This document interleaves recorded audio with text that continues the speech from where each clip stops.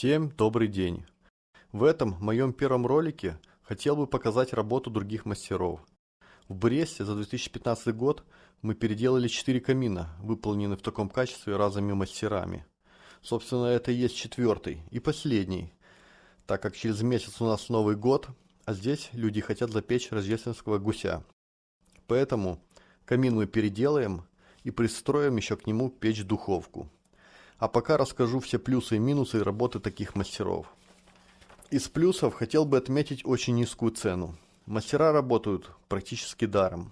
Из минусов расскажу побольше. Стенки, как и под камина, выполнены не в уровень. Если стенки еще можно как-то переделать, под камина уже останется кривым. Размеры камина выполнялись без привязки к конечной отделке, вследствие чего плитка, которая была куплена к этому камину, уже не подошла. Резать, как-то кромсать плитку печник переложил на руки других мастеров. Теперь про устройство самого камина. Зуб, или перевал, как его называют, выполнен неправильно. Стенки камина не заужены. Про КПД или разгон газов печник, наверное, вообще ничего не знал. Как и не знал, что нужно отделять топливник от наружных стен. И как вследствие камин перетрещал. Сейчас мы его до основания развалим, почистим кирпич, ну и приступим к переделке. Только начали разбирать камин, как обнаружилось, что мастер пытался приклеить водный канал прямо к шпаклевке. Заострю на этом ваше внимание. Для стыковки с дымовым каналом необходимо полностью сбить штукатурку до цельного кирпича, а здесь даже шпаклевку не почистил, и видно, как камин отошел от стены, и дымовые газы стали пробиваться сквозь щели в помещение. Еще интересный факт. Камин собирался на цементный раствор, и какую-то обработку кирпича мастер вообще не производил. Он не обрабатывал кирпич, а лепил их из собственного самого раствора. Не буду вас утруждать рассказами и покажу, что получилось у нас.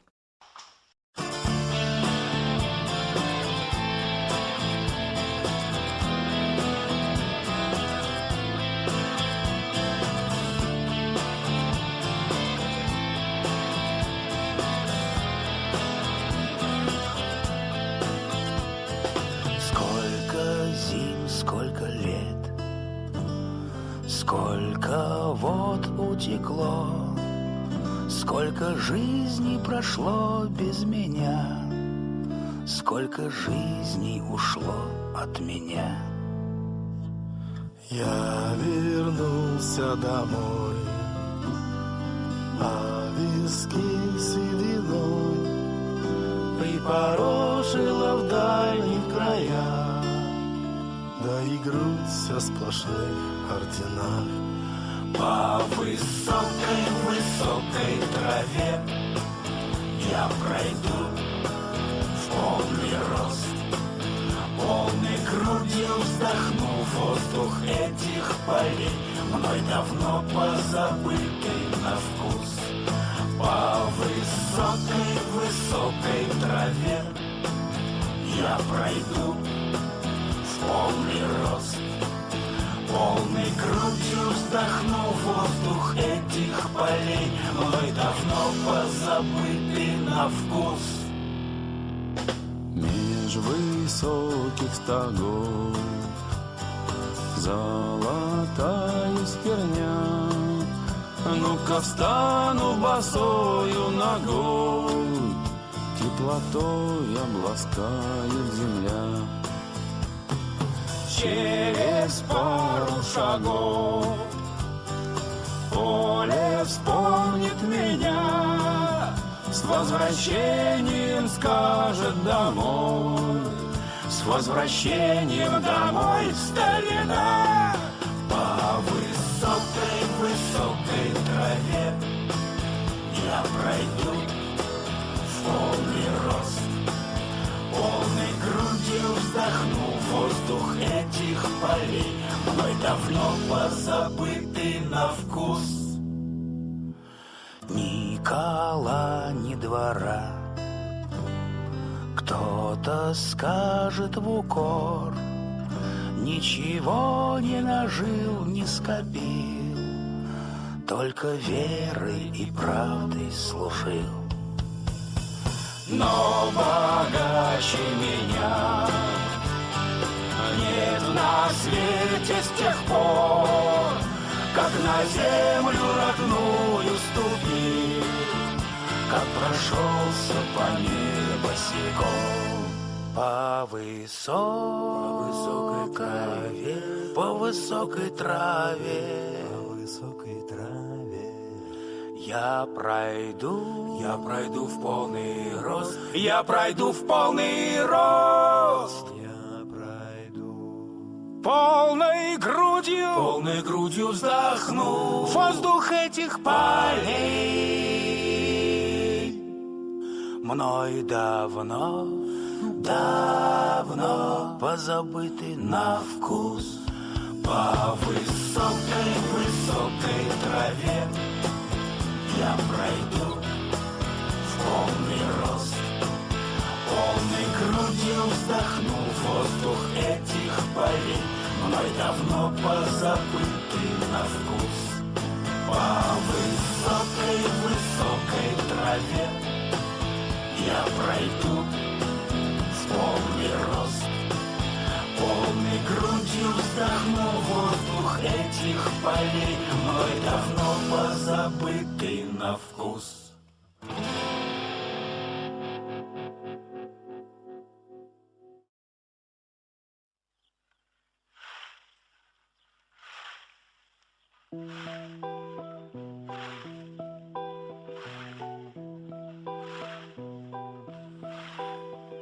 Соками клевер полон, ветер по полю вьюжит, и над полями ворон, не умолкая, кружит.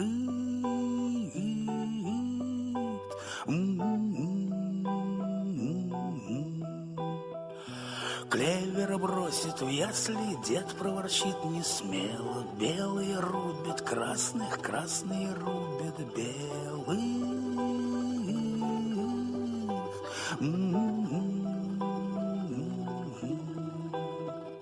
Мир далеко-далеко виден в окошках узких. Русские рубят русских, русские рубят русских.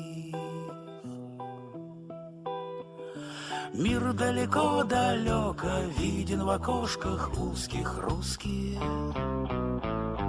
рубят русские, рубят русских, русские рубят русских, русские рубят русских, русские рубят русских. Дед, а за что воевали, что не сиделось в хатах? Эти, чтоб не было бедных, те, чтоб не стало богатых. Русские рубят русских, русские рубят русских. Белые рубят красных, красные рубят белых. Солнце восходит ясно, много черешин спелых. Мир далеко-далеко виден в окошках узких. Русские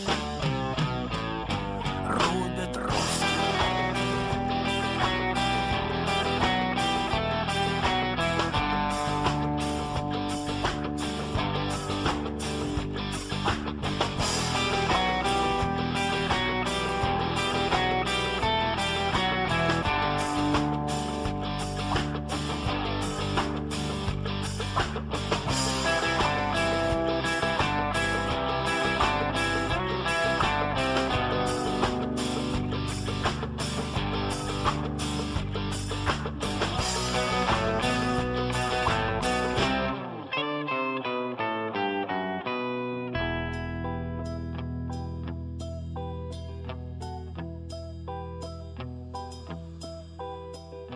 Ждут казаков казачки, да припасают вина. И ни богатых, ни бедных, а ждут они любимых.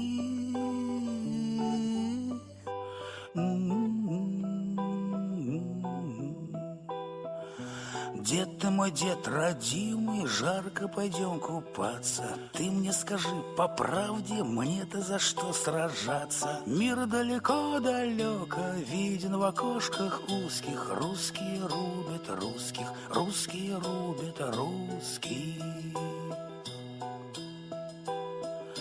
Мир далеко-далеко виден в окошках узких. Русские рубят русских.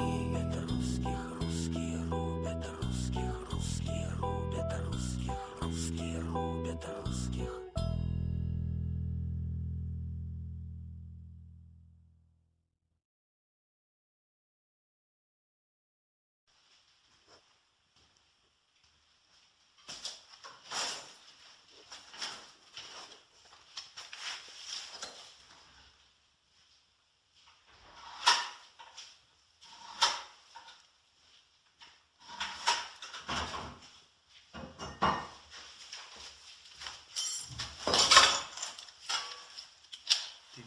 Ну, почти не сейчас.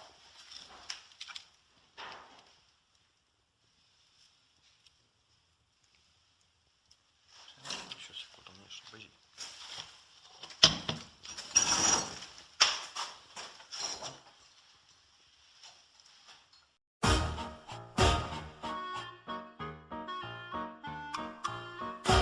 Oops, I did it again.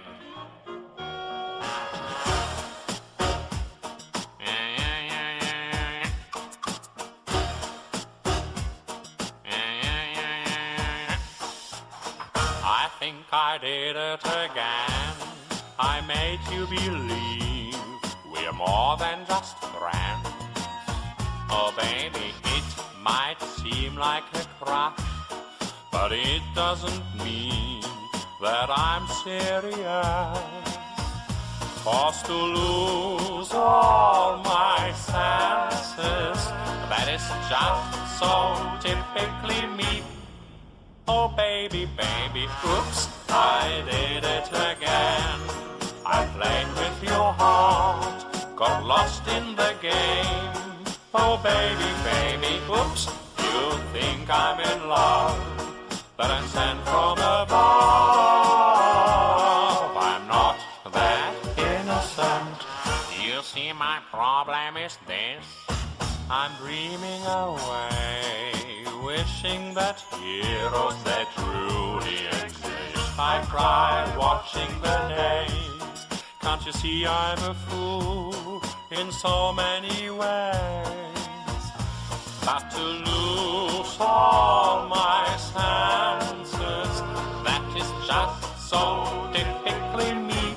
Baby, oops, oops, I did it again. I played with your heart, got lost in the game. Oh baby, baby, oops, you think I'm in love, but I'm sent from above. I'm not that innocent.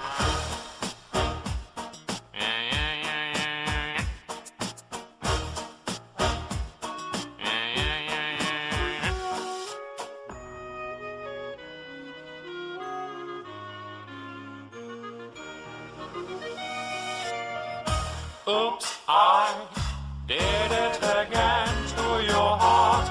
Got lost in this game, oh baby. Oops, you think that I'm sent from above. I'm not that innocent. Oops, I did it again. I played with your heart, got lost in the game. Oh baby, baby, oops, oops, I did it again. But I'm sent from above. I'm not that innocent.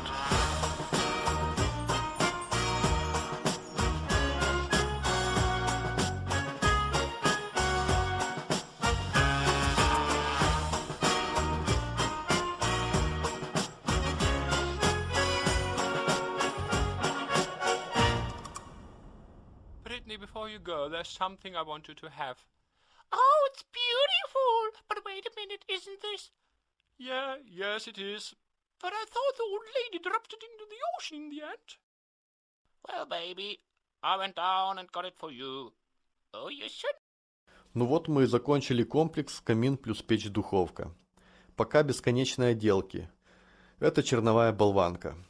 И черновая болванка – это объект, который выполнен без конечной отделки, но полностью подготовленный под нее.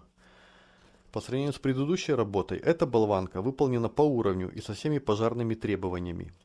Характер декоративной отделки выполняется по усмотрению заказчика.